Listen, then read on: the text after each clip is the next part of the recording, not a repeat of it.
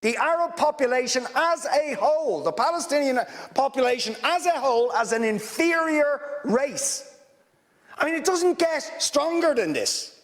And yet you want to be careful about your language.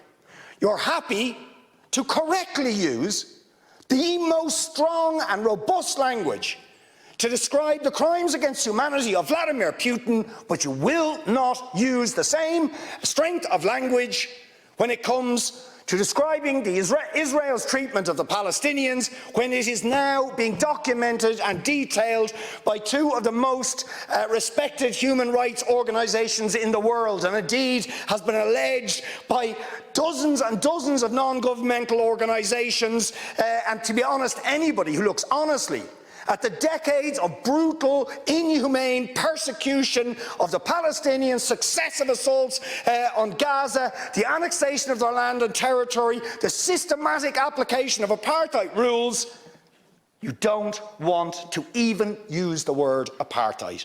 Never mind sanctions.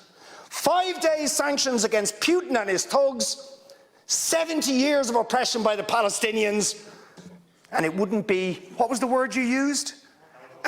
It wouldn't be helpful to impose sanctions.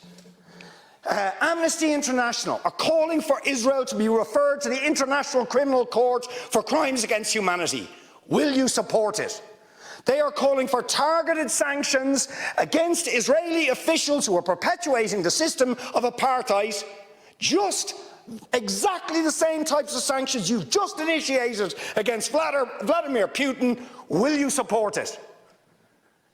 And I think the answer is clearly you're not going to. And then we ask the question, why?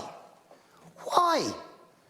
With such strength of feeling, Fine Gael and Fianna Fáil and Green TD stood up one after the other, saying it was intolerable, the thuggery and the warmongering and the brutality of Putin. You wouldn't stand for it. Urgent action had to be taken.